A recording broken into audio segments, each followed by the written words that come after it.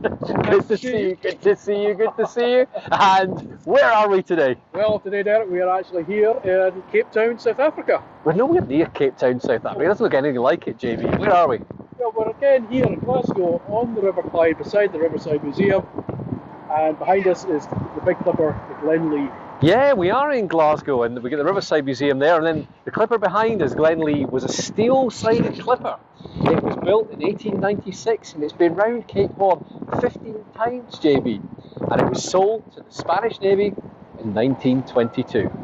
There you go. And much like some of your quacks, Glenlee needs a lot of wind. It does need a lot of wind, and I guess I'm full of it, so that will help the good ship sail. Anyway, enough of this. Shall we talk investment? Stock investment. Great. Welcome to another DB Meets JB. My name's Derek Borthwick. I'm a line of communication specialist, and I help businesses and people with their pitching, presenting, public speaking, sales skills and strategies by combining the latest findings from neuroscience. And I'm delighted to be joined today by none other than JB Beckett in his house, no less. JB, how are you? I'm very good, and welcome to the wizardry of wisdom, as I like to call it. The wizardry of wisdom. There's certainly lots of wisdom around here, isn't there? Some great books and artifacts you got here, JB, so fantastic place. Well, let's continue our discussion on risk. And just as a quick recap, we defined what risk is, or risk could be and is, in the first video. And we also talked about a measure of risk as volatility. Let's expand this and look at what sort of risks have you come across, JB, and what should investors really be focusing on? So in the first part, we talked about volatility, or standard deviation as the other term. It's probably the main point of, the main risk indicator that investors encounter, either in the fund fact sheet or in the key investor document in the simplified prospectus. And this is the main conversation that fund managers have with investors about as to how risky their fund is. Yeah. The problem with that is that volatility or standard deviation, as it's part of this kind of school of thought, which is called regression, look back statistics, doesn't actually explain the riskiness of the fund. So this is the great dichotomy that we see. What it does is it describes the risk that happened in the past as it then influenced the prices of the fund. And of course that's actually something quite different, because the risk of a fund, indeed within a portfolio, within a strategy, within a company, within a stock, changes over time. The risk is not constant. And this is something I talk to students about. I call my lecture the triage of risk. The three types: ex post, which is look back, like volatility; ex ante, looking forward. This is something that's a little bit more intuitive. This is talking about things that might drive future volatility and therefore is quite useful. And then the last being existential. And these are the risks that we can't see easily, but can have a massive impact on the portfolio.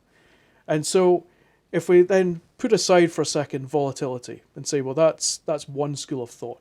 Ex ante measures are very interesting, because they try to help explain the risk of a fund on a more nuanced and multi-layered level. Sure. So this could include things such as liquidity risk, liquidity being obviously how easy the fund can trade its underlying assets, and also what is the cash flow through the fund itself.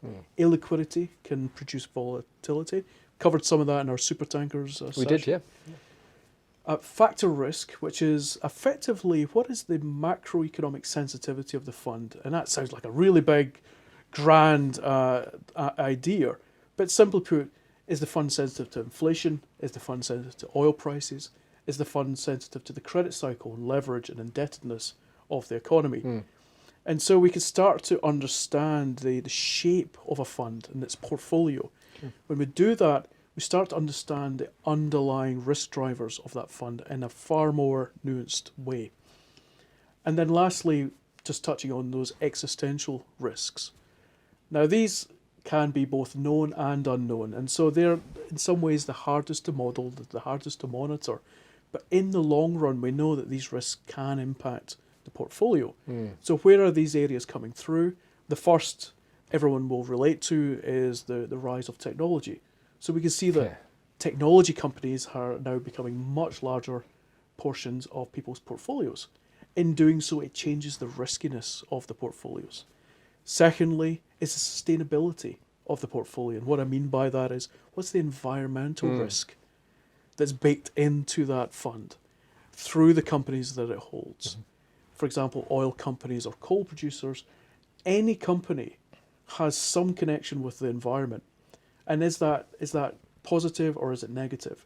And so environmental risk could very much change both the riskiness of portfolios in the future, but of course it's very hard to quantify in the short term.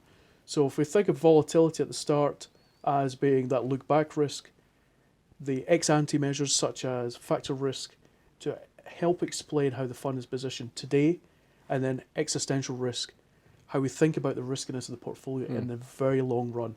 These are broadly the kind of key areas. And obviously in our bond session, we touched on things such as bond-specific risks, and we covered those in those sessions. I absolutely encourage everyone to look at that. Obviously in terms of property funds, again, you have very property-specific risks, and again, it's worth having a look at that session as well. But in a sense, the triage of risk, look back, look forward, and then look very much into the future. Ex post, ex ante, existential. Great stuff, JB. I think you explained that very, very well. So hopefully that's made it clearer. But lots to look at when risk, not just as straightforward as people may think. Exactly. So that was very, very well explained. So thank you for that. Let's look now within risk itself, JB. How could a fund manager actually differentiate himself within the parameters of risk? I think we've seen a lot of change with fund managers in the way they're both talking about risk and managing risk. Some of the good examples I've seen is that fund managers are now starting to understand that even if, say, they have a stock selection portfolio, they're effectively just picking companies. They're not trying to necessarily take a view on the global economy. They understand that those residual risks still creep into the companies that they hold.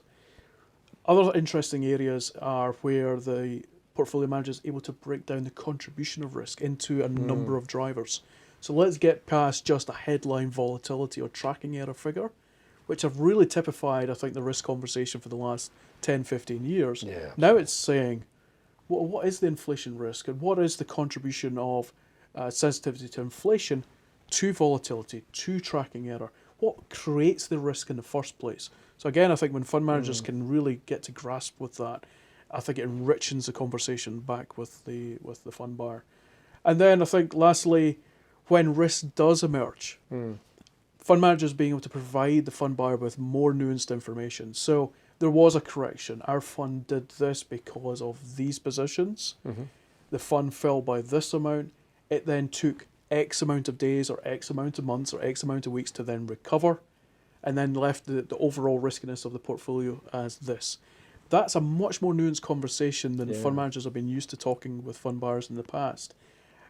In doing so, it gives the fund buyers a lot more confidence. You know, one of the great wrangles, I think, in the current active-passive debate is whether, for example, active funds can deliver better downside control than passive and index-type products. Well, you're only going to know the answer to that if you actually understand the underlying risks and drivers of the portfolio. How defensive is it? How aggressive is it? Is it over-leveraged? Is it actually quite conservative? Does it have good free cash flow across the companies it holds? Is the balance sheet strong? When you start to have that more nuanced conversation, you then understand that perhaps the fund maybe it did fall by 5% through a correction, but the index fell by 10. So you don't just observe that it happened, you start to understand why it happened. Again, I think that enriches both the story from the fund manager, but also it really helps the understanding of the fund buyer. Yes, great points, JB. Absolutely great points, and the things that I think a lot of people wouldn't be aware of, including myself, the extent of risk that you can actually look at and analyse. So, and the degree of comfort that can give an explanation. So, thank you very much, JB. That you have demystified risk, so to speak. You are very welcome, Derek. And the risk is not knowing about risk. Well, thank you very much for watching. If you're interested in the services that JB and I offer, we offer non-exec consultancy and also coaching. So, if that's of interest, please get in touch. And if you liked the video, we'd appreciate it if you would give us a like beneath, and any comments, and if you want to share it, that would be kind as well, because we'd like to know that we are producing material that is relevant for you. So if that is the case, please give us a like, and we very much look forward to seeing you again at the next DB Meets JB, where I think we will not be in JB's house this time. but where will we be?